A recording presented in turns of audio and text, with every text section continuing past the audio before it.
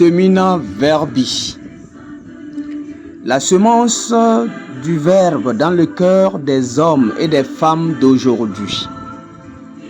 Homélie de la solennité de la Toussaint, année B, par l'abbé Christophe Larrey, prêtre du clergé diocésain de Dapang au Togo. La première lecture est tirée de l'Apocalypse de Saint Jean au chapitre 7, versets 2 à 4 et les versets 9 à 14. Le psaume 23. La deuxième lecture est tirée de la première lettre de Saint Jean au chapitre 3, versets 1 à 3. L'évangile est tiré de Saint Matthieu au chapitre 5, versets 1 à 12a. Bien-aimés du Seigneur, en la fête de la Toussaint, nous sommes toujours conviés à un exercice de sanctification personnelle et à une invocation de la multitude des saints. Cette multitude oubliée de bonnes personnes qui ont vécu selon la volonté de Dieu telle que nous la connaissons ou qui ont vécu selon la rectitude de leur conscience sans même avoir connu la parole de Dieu faite chair en Jésus-Christ. Je pense spécialement à cette majorité de nos ancêtres qui, dans leur bonne foi, ont cherché Dieu à leur façon. Ce sont les saints, non pas parce qu'ils sont canonisés par l'Église, mais parce qu'ils ont de tout cœur voulu vivre en faisant le bien. Les saints de la porte d'à côté, comme l'exprime le pape François. Voilà donc la multitude vue par Saint Jean, une foule que nul ne pouvait dénombrer. Tous ces gens vêtus de blanc, qui sont-ils et d'où viennent-ils? Ils viennent de la grande épreuve. Ils ont lavé leurs vêtements. Ils les ont purifiés dans le sang de l'agneau. Apocalypse 7, verset 14. Les textes liturgiques de ce jour résonnent comme un appel à l'avance, à vivre proche de Dieu, à vivre en sainteté devant la face de Dieu grâce à son amour.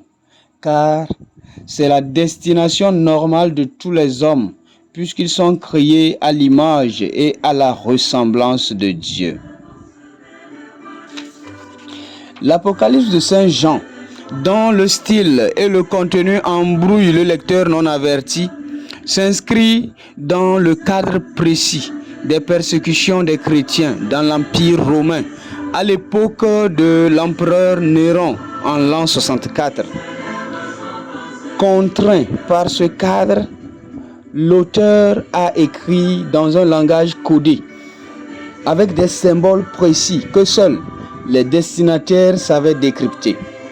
C'était donc une façon d'échapper à la censure impériale tout en évitant de mettre les chrétiens en danger. Le contenu général du message étant la victoire finale du bien sur le mal, l'auteur s'appuie sur les événements contemporains pour montrer que l'Empire romain persécuteur, qui représente les forces du mal liguées contre les chrétiens, court à sa ruine. Par contre, le peuple de Dieu, ces hommes, ces femmes et ces enfants que la persécution n'a pas anéanti leur foi, porte en lui l'espérance de l'humanité. Ce peuple donc porte l'espérance de l'humanité, celle d'une victoire définitive de l'amour sur la haine, du pardon sur la vengeance, de la justice sur l'oppression des consciences. Ainsi, le texte écouté est logé dans cette ligne tout en montrant que le vrai peuple de Dieu n'est plus Israël, mais la multitude de tous ceux qui portent cette espérance de la victoire de l'amour sur la haine, car Dieu est amour. Et quiconque aime et fait le bien est né de Dieu et recevra la récompense des élus.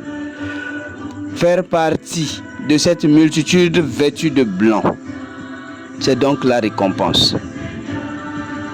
Persécutés par l'empereur, les chrétiens à qui Saint Jean s'adresse dans l'Apocalypse sont alors méconnus par le monde puisqu'il n'a pas découvert Dieu qui est le bien. Le monde où les persécuteurs du bien, les ennemis du bien ne voient pas la grandeur de l'amour de Dieu. Voilà pourquoi dans sa première lettre écoutée en deuxième lecture, Saint Jean s'adresse aux élus en leur rappelant cet amour. Mes bien-aimés, voyez comme il est grand l'amour dont le Père nous a comblés. Il a voulu que nous soyons enfants de Dieu et nous le sommes. Ce titre d'enfant de Dieu est ce qui décrit au mieux le cœur avec lequel Dieu s'approche des élus. Enfant de Dieu, c'est mon nom. Tel doit être notre refrain, comme prière qui monte vers Dieu. Enfant de Dieu, c'est mon nom. Enfant de Dieu, c'est mon nom.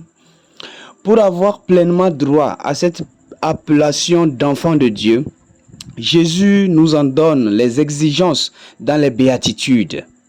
Il s'agit là d'une vie joyeuse qui nous est demandée. Heureux, heureux, heureux. Et puis, réjouissez-vous, comme nous l'avons entendu dans l'évangile de ce jour. Et la raison de cette joie est le royaume des cieux. Mais qu'est-ce donc que le royaume des cieux? À en croire le déploiement des béatitudes, nous avons la réponse à notre question et elle est simple. Le royaume des cieux, c'est Dieu lui-même. C'est Dieu lui-même en pleine action dans la vie de ses enfants. Quand il réconforte les affligés, quand il comble l'espérance des affamés de justice, pardonne à ceux qui ouvrent leur cœur à la misère de leurs frères, se laisse trouver par ceux qui le cherchent d'un cœur sincère et reconnaît pour ses fils les bâtisseurs de la paix. Puisque Dieu lui-même est le royaume des cieux, il est clair que c'est seulement ceux qui lui ressemblent qui y entreront. Dieu se donne un exemple en proposant un chemin. Jésus, chemin opposé à celui de ceux qui abîment ce monde en faisant souffrir les enfants de Dieu, chemin basé non pas sur l'argent mais sur la solidarité agissante. Heureux les miséricordieux, les loyaux, les faiseurs de paix, ceux qui se font solidaires avec les petits et les malheureux, les souffrants, les non-violents, les affamés et assoiffés de justice. Voilà bien une raison suffisante pour se vêtir, pour se revêtir de douceur et de pauvreté. Dans la Bible, le même mot Anaïm désigne à la fois les pauvres et les doux. C'est pourquoi, affirme le pape François dans son exhortation apostolique sur l'appel à la sainteté dans le monde, la douceur est une expression de la pauvreté intérieure de celui qui place sa confiance seulement en Dieu. Qui est doux verra ses plus grands désirs s'accomplir, car heureux les doux, ils obtiendront la terre promise. En d'autres termes, ils verront les promesses de Dieu se réaliser. Cependant, l'espérance de l'obtention du royaume des cieux ne se limite pas au caractère irréprochable que l'on peut avoir. Douceur, miséricorde, cœur pur, artisan de paix. Mais bien plus, à la qualité de l'endurance dans le bien que l'on fait. Il faudra affronter les insultes, les moqueries, la calomnie et risquer la persécution pour le nom du Fils de Dieu. C'est ce que l'on peut appeler risquer de devenir saint. Il faut risquer de devenir saint. Oui, bien-aimés du Seigneur, la sainteté est un risque énorme à entreprendre, mais un risque qui devient simple quand on connaît le chemin tracé par Dieu, le seul saint. Le seul saint. C'est en cela que les textes de ce jour trouvent écho dans l'aujourd'hui de notre vie. Je me fais plaisir à nous introduire dans ce chemin tracé en faisant appel à l'exhortation apostolique Gaudete et Exsultate du pape François, paru le 19 mars 2018, auquel j'ai fait allusion un peu plus haut, l'appel à la sainteté dans le monde d'aujourd'hui. Selon le pape François, pour être saint, il n'est pas nécessaire d'être évêque, prêtre, religieuse ou religieux. Bien des fois, nous sommes tentés de penser que la sainteté n'est réservée qu'à ceux qui ont la possibilité de prendre de la distance par rapport aux occupations ordinaires, afin de consacrer beaucoup de temps à la prière. Il n'en est pas ainsi, poursuit-il. Nous sommes tous appelés à être des saints en vivant avec amour et en offrant un témoignage personnel dans nos occupations quotidiennes, là où chacun se trouve. Es-tu une consacrée ou un consacré? Sois saint en vivant avec joie ton engagement. Es-tu marié? Sois saint en aimant et en prenant soin de ton époux ou de ton épouse, comme le Christ l'a fait avec l'Église. Es-tu travailleur? Sois saint en accomplissant honnêtement et avec compétence ton travail au service de tes frères. Es-tu père, mère, grand-père ou grand-mère? Sois saint en enseignant avec patience aux enfants à suivre Jésus. As-tu de l'autorité? Sois saint en luttant pour le bien commun et en renonçant à tes intérêts personnels. Fin de citation.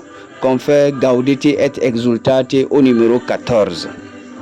La sainteté est pour tous, car être enfant de Dieu est un don à tous. Et elle est le signe particulier, l'élément principal de distinction de Dieu et du diable. Voilà pourquoi quiconque veut être enfant de Dieu doit être un partisan de la sainteté. Bien souvent, nous avons peur de la sainteté comme si elle enlèverait notre joie. Comme si l'on vit saintement, on vivra tristement. Eh bien, c'est le contraire. La vraie joie se trouve dans la sainteté comme nous l'enseignent les béatitudes. Heureux, heureux, heureux. Regardons ensemble les vrais saints. Les vieillards qui sourient malgré le poids de l'âge. Les malades qui sont heureux malgré le poids de leur souffrance. Les affamés qui sourient malgré la faim qui les torture. Ceux-là, ce sont les saints de la porte d'à côté, comme le dit le pape François. Leur joie doit nous interpeller et nous faire voir que le vrai saint est rempli de joie. Par conséquent, il n'y a pas à hésiter de prendre le chemin de la sainteté. Le vrai saint est heureux, il est joyeux. Il n'y a pas un saint triste. C'est pourquoi le mot heureux ou bienheureux devient le synonyme de saint, parce qu'il exprime le fait que la personne qui est fidèle à Dieu et qui vit sa parole atteint dans le don de soi le vrai bonheur. Bien-aimés, à l'écoute de Jésus dans les béatitudes, nous sommes mis à l'école de celui-ci pour agir comme lui dans le quotidien de notre vie. Être invité à être pauvre de cœur, c'est choisir Dieu comme notre confort, comme notre sûreté, en détachant notre cœur de ce qui l'inquiète. Être invité à être doux, c'est prendre l'attitude du maître qui consiste à être pour les autres un refuge. Dans cette optique, il est clair que les saints ne sont pas les êtres extraordinaires, mais de simples gens qui ont vécu leur vie ordinaire de façon extraordinaire. C'est ce à quoi nous sommes tous appelés. Nous sommes tous appelés tous les jours dans les moindres détails de notre vie. Tous ces gens vêtus de blanc, d'où viennent-ils et qui sont-ils? Ils viennent de la vie ordinaire. Ils sont nos frères. Pour finir, je nous offre les caractéristiques de la sainteté d'aujourd'hui décrites par le pape François dans la même exhortation susmentionnée. Être centré, solidement axé sur Dieu qui aime et qui soutient. Ne rendre à personne le mal pour le mal. Lutter et être attentif face à nos propres penchants agressifs et égocentriques. Ne pas se laisser aller à la diffamation et aux calomnies. Ne pas consacrer ses énergies à déplorer les erreurs d'autrui. Te réjouir du bien d'autrui comme du bien du tien propre. Voilà les caractéristiques de la sainteté aujourd'hui. Que cette Eucharistie nous soit un soutien dans notre marche vers la sainteté et que les saints, la multitude, la foule immense de ceux qui ont cherché Dieu intercèdent pour nous afin que nous obtenions d'entrer dans cette béatitude où nous verrons Dieu tel qu'il est. Amen. Sauvons-se vers le roi des cieux par leurs hymnes de joie. Ils célèbrent sans fin celui qui donne vie.